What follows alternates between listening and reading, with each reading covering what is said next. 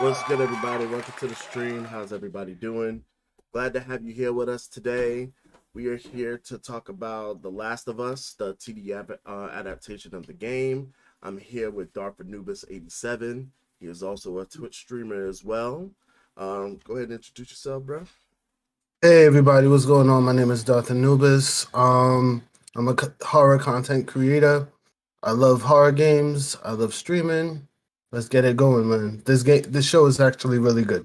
Right, man. This show. It started as a game, and then how it became a show is just crazy. And I really didn't think they was gonna really do a TV adaptation of it, but I'm so glad that they did because the first three episodes have just been it's been chef's kiss good to where we get to see real life people flesh out these characters with all the emotions, the drama, the suspense, and everything that we feel through these characters that makes it feel so real for them.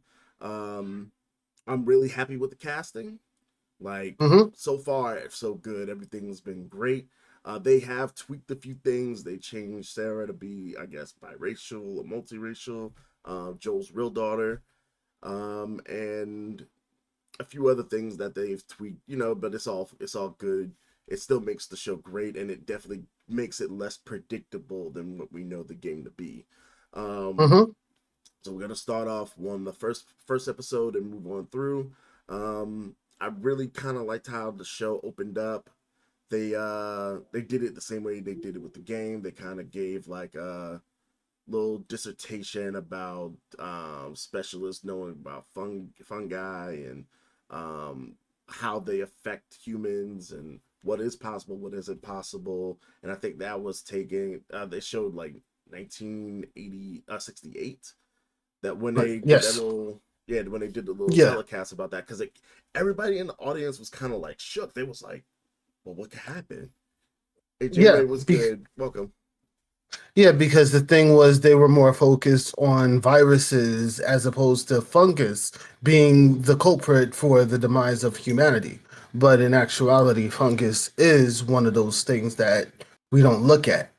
But, I digress. Fungus is being the underdog that everybody's kind of overlooking, and we're just like, oh, we ain't worried about that because what we've been through in real life, our own little pandemic with COVID-19. Honestly, like playing the game so many years ago and recently playing Last of Us 2, and then going through the pandemic, even though it was a virus and not a bacterial or fungal thing, it gave us a sense of like, yo, we have to really like hunker down and like fight, like try to survive. People were fighting Mm-hmm. over water and so many resources that we live with every day that we don't see as a luxury or anything like that became such a Toilet paper. necessity. Huh? Toilet paper. Toilet Toilet paper. paper. That Oh was my my favorite god. one. Toilet paper, hand sanitizer, 3M mask, water. Like somebody died in Georgia from water, like fighting over a case of water in Georgia. Like it got crazy. And then after a while, we got the vaccines, and it kind of simmered down. And now we are where we are in 2023. It's crazy how they Mm. put this setting in 2023 as well. Um, it's again a really great casting. How they started off the show with Joel and Sarah, having breakfast. But and there was one thing that I didn't really kind of pick up after watching the first episode until I saw on Twitter. Someone mentioned how there was an avoidance of any indulgence of like carbs. They like when they didn't have no pancake mix. They didn't eat the biscuits. She refused the cookies because it wasn't the cookies that she Yes. liked, and Yes. they avoided all flour products. And then that turned Yes. out to be the culprit of what started making people turn. Mm-hmm. Mm-hmm. It's crazy. You want to play the clip from the doctor? Oh, of course. So Yeah, so we could get this is the thing. talk about that. Yeah. This is the clip that we're talking about back in 1968. The two doctors were discussing the possibility of a fungal outbreak. So yeah, And here we that's your go. biggest worry, Yes, any kind of virus, but most probably something similar to influenza. because of air travel. Through the air, Coughing. I'm sorry, I meant people on planes. That was something you described in your book. Yes, a new virus in Madagascar, say, could be in Chicago within a matter of weeks, and we end up with a global pandemic. Pan meaning all, the whole world becomes sick all at once. Hmm. And Dr. Newman, you're also an epidemiologist. I presume the prospect of a viral pandemic keeps you up at night as well. No. No? No. All right, well, that's our show. No, mankind has been at war with the virus from the start. Sometimes millions of people die, as in an actual war, but in the end, we always win. But you, just to be clear, you do think microorganisms pose a threat? Oh, in the most dire terms. Bacteria? No. You like saying no? Yes. Not bacteria, not viruses, so... Fungus. Yes, that's the usual response. Fungi seem harmless enough.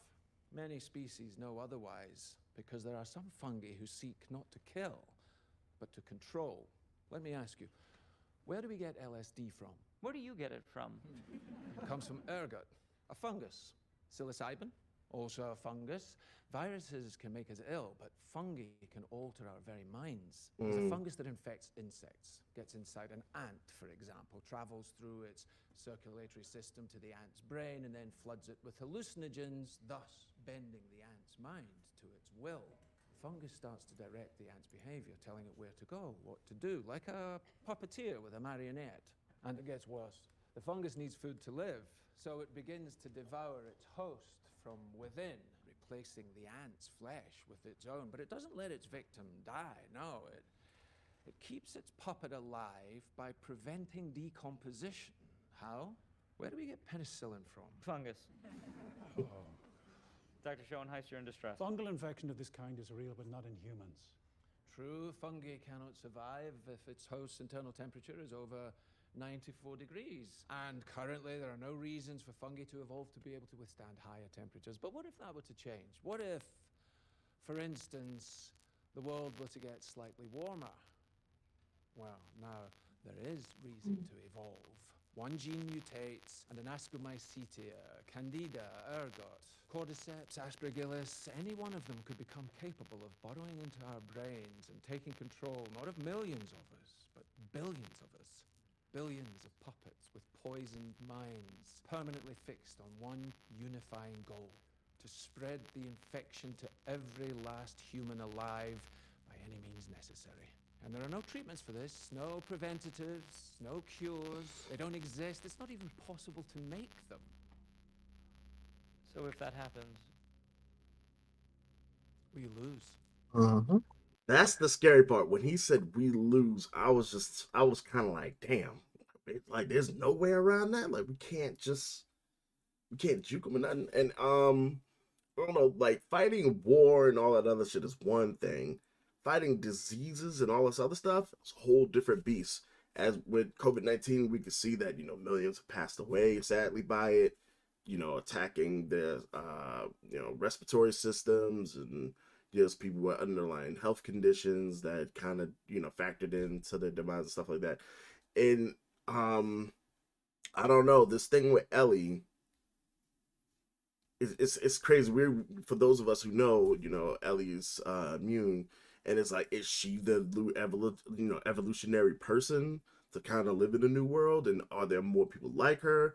Because it's literally, I guess she's more like evolved human, given the conditions that the world was in the state of The Last of Us.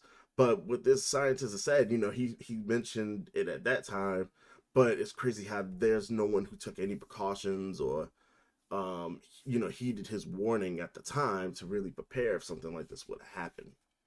But you see, the thing about it is, you don't know. That's the thing, because when it comes to the human body, like the scientist was saying, for a fungus to survive, it has to evolve to meet that 94-degree mark. You understand what I mean? If it goes into your body, that's one of the reasons why we as human beings, we get fevers. It's to fight off infection and all that other kind of stuff. The fungus itself has to evolve in order for it to accommodate a human being. Right. So that's what is initially going on.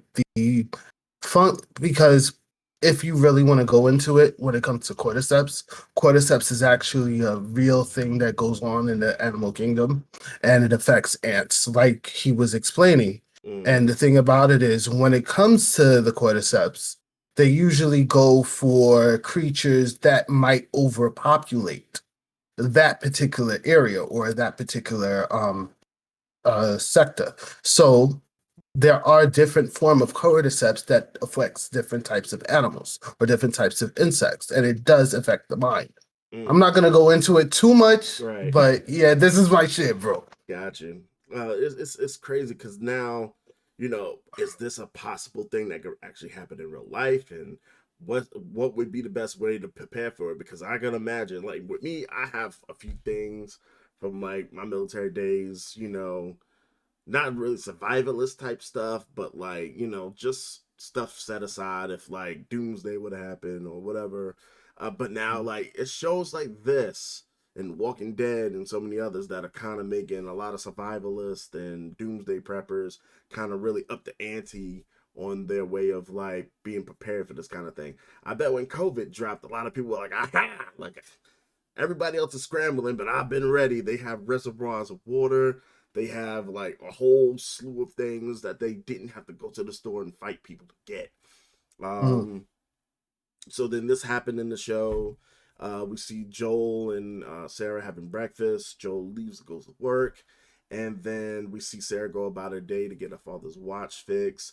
And she kind of goes to school, kind of has a little normal life. But one thing I didn't notice in the school, remember, she only had eggs and bacon. Her and Joel. There was this student that was in the classroom, and it's subtle. There was a few students that were like kind of twitching, like how the old woman was twitching in the seat. And she was kind of looked at it, but I guess she kind of like just brushed it off, like, oh well, maybe they're tired or anxious or something like that.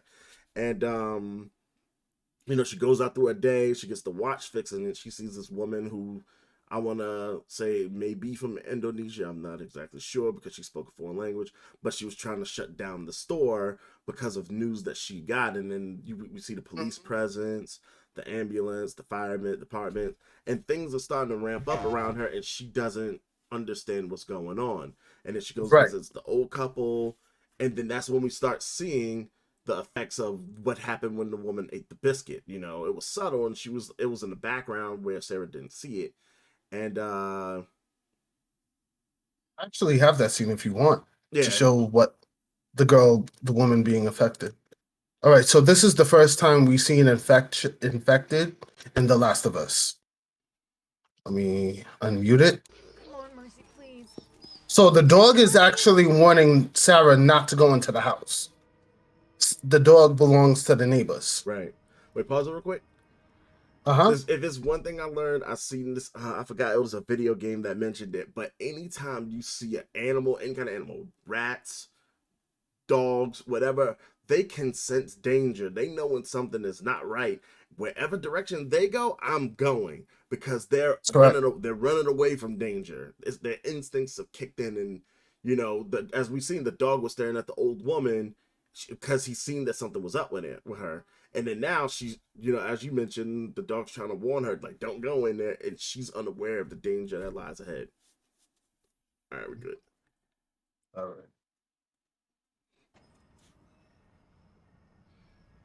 Mrs. Adler?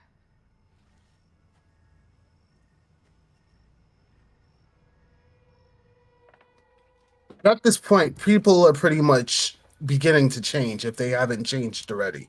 Right. Because it takes time. It's like an incubation period. Correct. Mrs. Adler?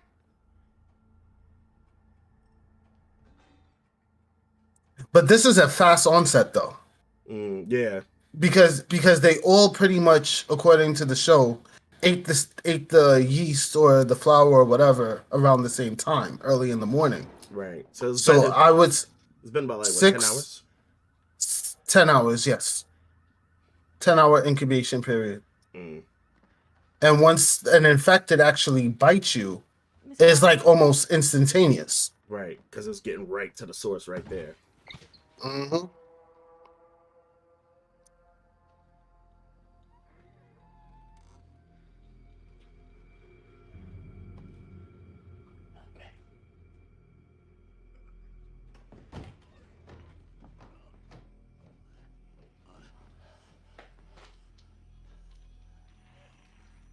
I get He's it. trying to warn her. Right. I get that she's in shock, but I'm like, look, this ain't normal. I'm getting up out of here. Yeah, she did a lot of things that was stupid in my eyes, bro. I mean, but the thing about shock, you kind of like I freeze, you know. know? Okay, let's make first distinction from the video game and the show. These things right here, the tentrites. In the show, that's how the virus passes, or the fungus passes on from person to person. In the game, they had spores. Right. Let that be known. Yeah, and the thing about the spores, they had to kind of take that out of the context of the show, because with spores, it'd be everywhere since it's in the air. So then everybody would probably pretty much be infected. So they kind of took that out. I remember seeing. And it's also in certain areas. So like if you was to go into a hallway, a school, right. the subway, you'll probably find it there, and that's probably where an infected died, and the spores were dispersed. So that's how you would get infected. This makes more sense to me. Yeah, this in does. reality. Yeah.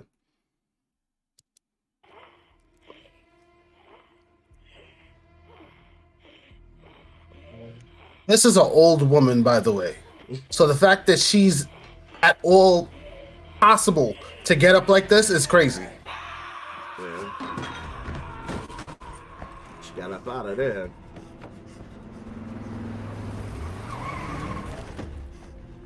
Get the truck. That's what I'm talking about, Joel. Joel ain't playing. Mm-hmm.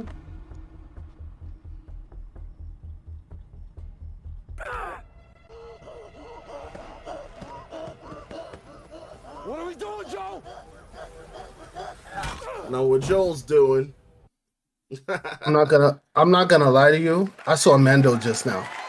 When he just took this, I saw Mando just now when he took the shovel and he just smacked him. He's like, I have this training. I'm just training from Mandalorian. But yeah, he did it. He did what he needed to do. It's crazy because, like, I don't know, at this point, your survival instincts start kicking in, and you see where everybody started to kind of panic and, let's get what we can and go and hit the highway. Everybody's going to hit the highway. That's the wrong way to go, because then you're going to be in gridlock with everybody. And then the military, of course, is going to start making blockades and shutting everything off. So we see them try to escape. We see them try to get out of the city, and then they crash, and then Sarah gets hurt. And I had the scene right here. God, with Sarah's fates. Oh God, damn it!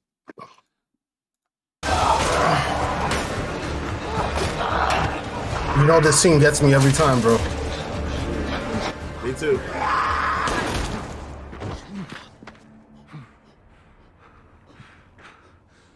It's okay, baby. You're safe. Don't move. My daughter's hurt. Her ankle. Stop right there. Okay. Easy now. We're not sick. I got 2 civilians by the river. One of them injured. Ankle. What about Uncle Tommy? We're gonna get you somewhere safe first. Then we'll go back for him, okay? Okay. I'm sorry, repeat. Hey, no one told you to move. Yes, sir. Yes, sir. Yes, sir. Just his tone, I knew he was what he had to do. Of course. We're not sick. Sir, we are not sick!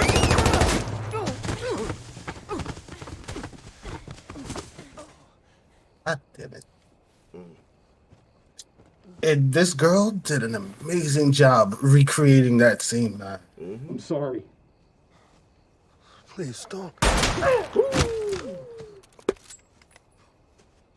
There goes Tommy. That's what I'm talking about, Tommy.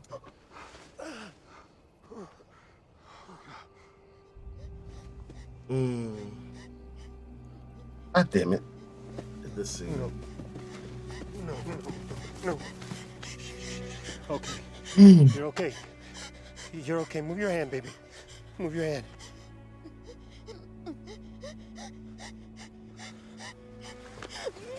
Oh.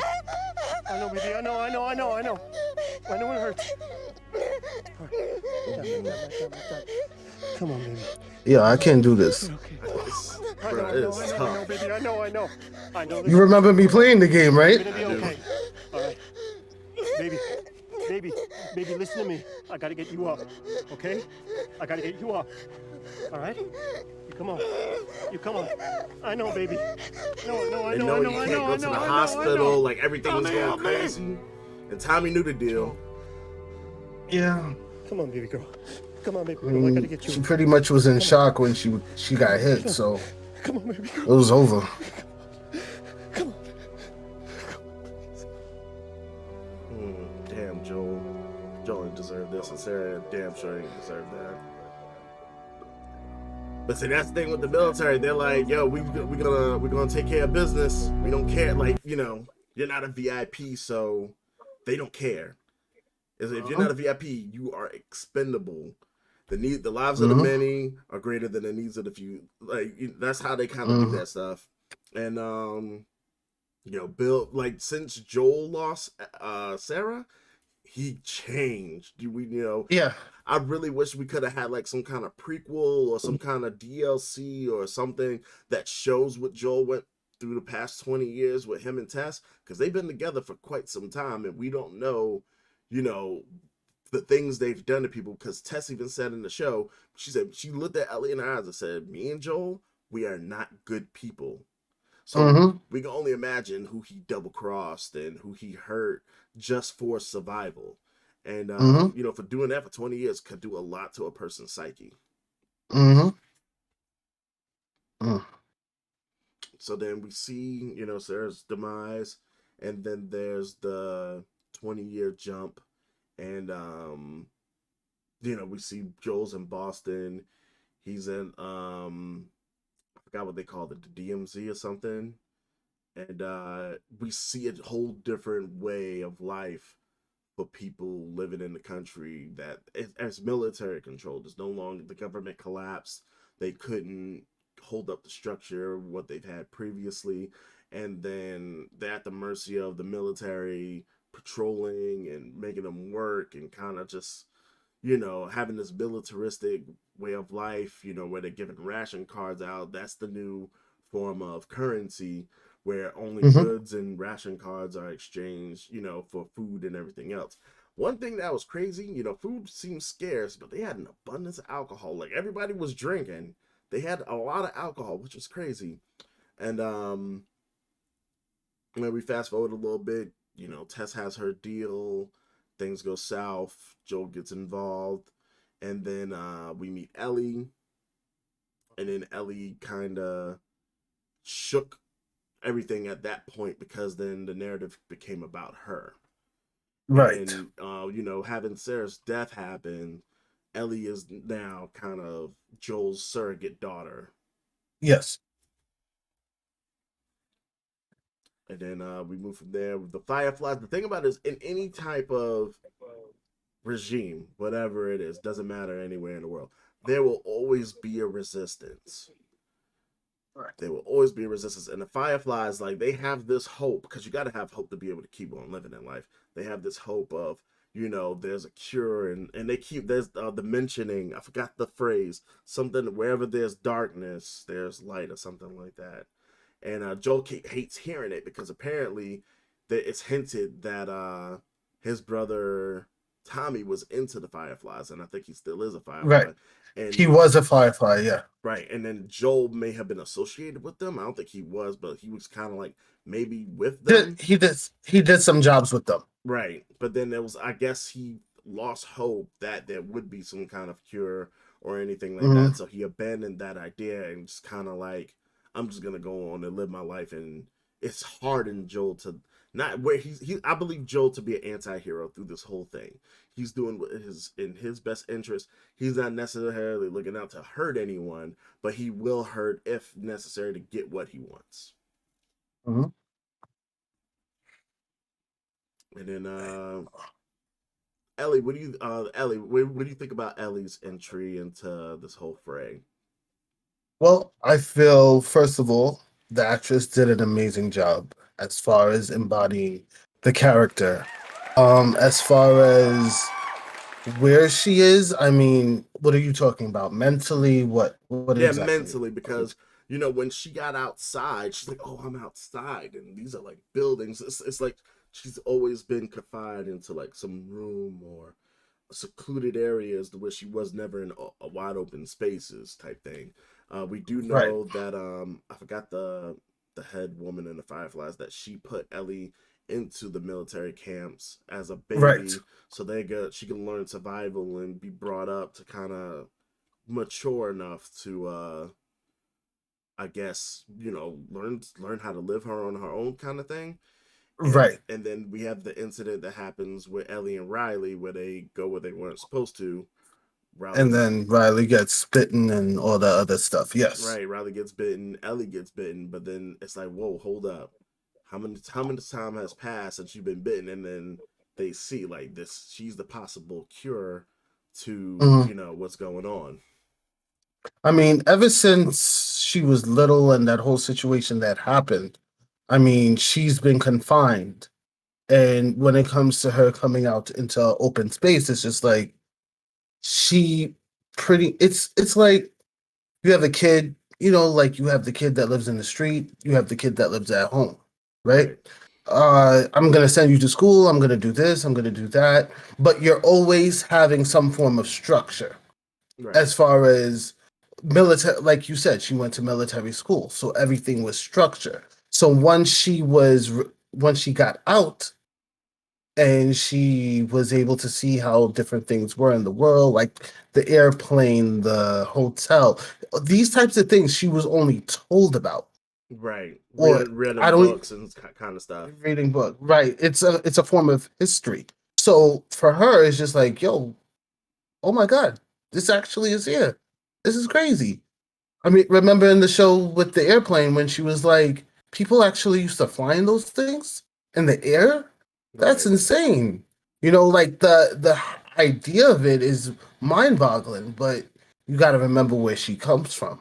You got to absolutely. and then the next thing is she's potentially the cure. So they're going to hold on to this little girl as much as possible to make sure that they could use her for the cure.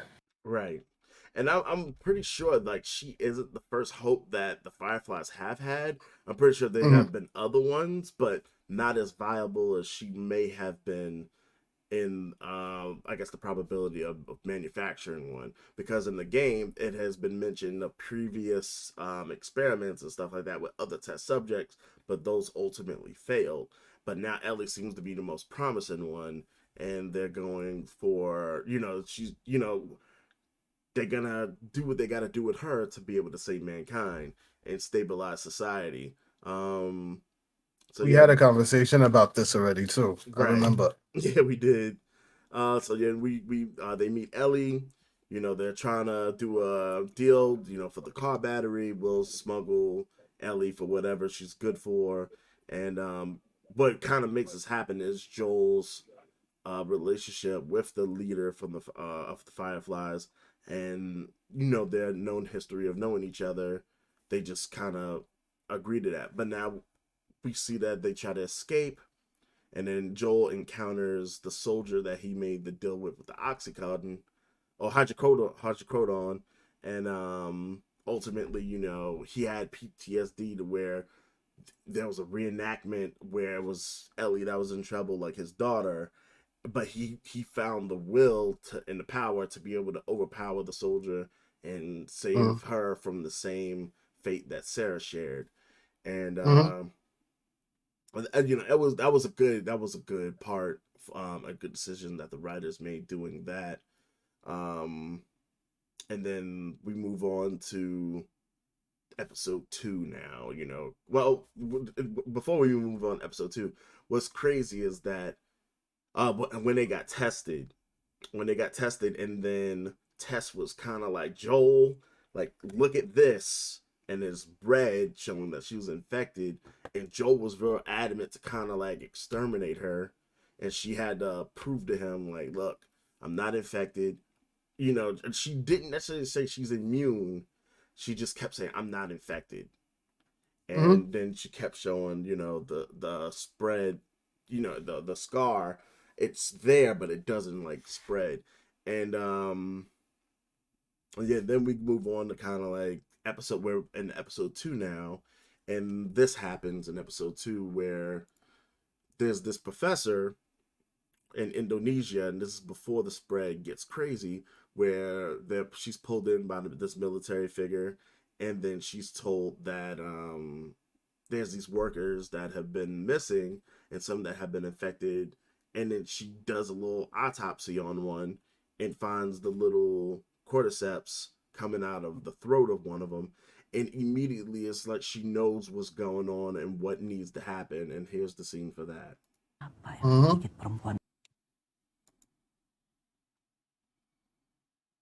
But we go there. They survive. Joel and Ellie survive that rush of infected, and then they have the next episode where it's not much about Joel and Ellie because they just had their experience. We are now moving to episode 3 where it's about Bill and Frank. And Bill, as we know, is a survivalist in the game. He's kind of self-sufficient, doomsday prepper kind of guy, heavily armed, well-resourced, and him and Joel have some form of relationship of, trading. Is more of a business type of thing with them. And Joel knows that Bill will have what he needs because now he has to abandon thinking of working with the Fireflies to get what he needs since they are gone. And he doesn't know where anyone else is at. And he's trying to get to Wyoming to get to Tommy.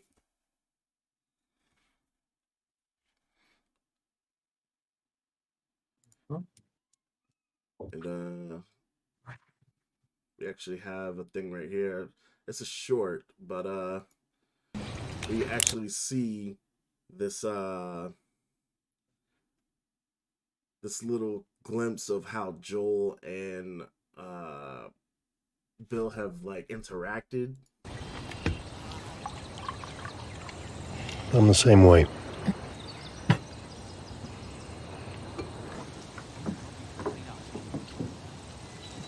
So what, you were a prepper or something? Survivalist. Maybe you are decent people, maybe not, doesn't matter. We're self-sufficient here. I don't need you or your friend complicating our lives. Is that clear? That fence has got a year on it, tops. I can get you 10 spools of high tensile aluminum. Last you the rest of your life.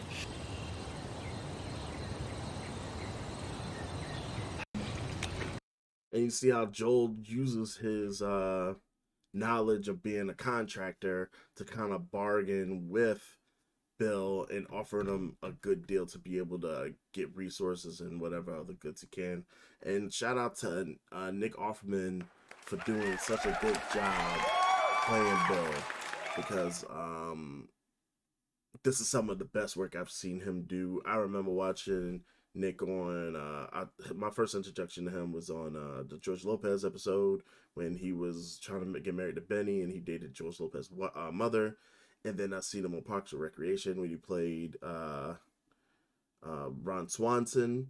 And then now we get to see him play Bill on The Last of Us, and he's just getting better and better with his craft of acting, and that's something I really appreciate. We see Bill in the beginning. He kind of ducks the military in his little, I would say, escape room / survivalist room, where he's monitoring everybody, and the military is rounding up people to kind of evacuate the cities and kind of pool all resources and people together so they can limit the amount of people to get infected.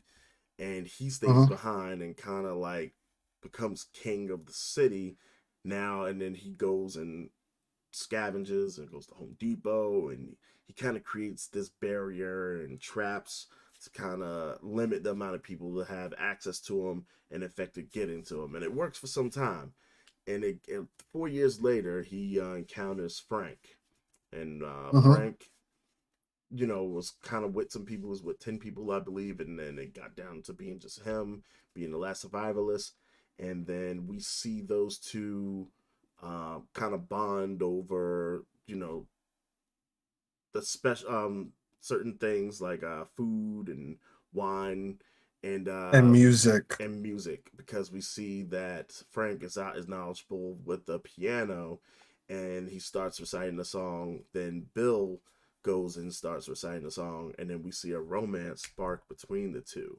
One of the things that Bill has, like, he's kind of nervous because he hasn't been around people around like what 4 years, and he's feeding this man and taking care of him, and like he mentions, I know my wine, I know I don't look like it, but this is the kind of person I am. And Frank sees Bill for who he is and his interests and acts upon it and tells him, go take a shower, and they spark this romance where they both kind of become partners, and they create their own reality within the buildings and the house around them. Time passes, and then Frank gets a little tired. Like, it's always Bill's way, and he's like, I want to spruce up things, I want to change up things, and then he mentions that I want friends, and then he mentions that I've heard people on the radio, a woman on the radio, which is Tess, and then that scene that we see them eating right above, it is it is Bill, Frank, Tess, and Joel having some dinner together for their kind of like play date kind of thing. And we can see that Bill is still hostile of other people. He's accepted Frank, but Joel and Tess are kind of like hostile, but then he gets to know them a little bit better and becomes less hostile toward them. And then he actually start doing some trades and things like that. But nothing good lasts forever, and when we get to see Bill and Frank's trial and tribulations, because one thing that Joel mentions to him, it wasn't shown in this clip because this is just a short, but it's mentioned, you gotta strengthen your security because of everything corroding and oxidizing with the temperatures and humidity. It wasn't going to last long, and he said Raiders will be coming. Raiders is something that Joel is very versed with, because I'm pretty sure at some point he may have been a Raider and done some things. And then we see some scenes of Raiders coming to attack Bill and Frank, and Bill fights him off, and Frank helps Bill, and Bill gets injured, and then Frank is spending time, nursing Bill back to health, and then we get to see a cycle of like the next 20 years of their life together. And one of the things that it was amazing acting, great storytelling. They didn't have much exposure to the outside world. It was more of their world, making their rules and living how they wanted to. And that's a good escape we get from those two, from the rest of the story, and how everybody else and the realities everybody else have dealt with. They weren't under military rule. They didn't have to worry about ration cars. Their food was fresh. They hunted. They did what they wanted to kind of do. And another thing, being that their relationship, being a man and another man, uh, everything went down in 2003. So we know that, I believe it was 2011 when it was the Human Rights Act was signed and everything, and then President Obama passed law for gay marriage to be legal. They didn't have that in their timeline. So when they got older and Frank decided that he wanted to marry Bill, that was a very significant moment, because although no law was created for them to do so, they created their own reality and did it on their own terms to be a union, to bring them closer together. And then we ultimately see that Frank is sick, not getting any better, and Bill himself is getting old where he can't do as much as he used to do. And they kind of have this poetic, suicidal, suicide together, where they take matters to their own hands and end their lives on their own terms. And that episode, it was like, it's Golden Globe, Emmy worthy type work. I've never seen anything executed so well. But then we get to see Joel and Ellie interject back into the story after their story has ended. And one thing about Bill, he was a preppy guy. You know, he always thought a few steps ahead, and he know that Joel may have come back at some time, and he already knew that he might not be there alive, and he already set things in place and granted him access to all his stuff. And I'm pretty sure that was something that Joel really appreciated from Bill. And let's not forget, Ellie got the gun. Yeah, and Ellie took the gun, and she wasn't supposed to. She found the gun that Frank had hidden in the drawer for easy access. So that's going to be a surprise to Joel in the future. Yeah,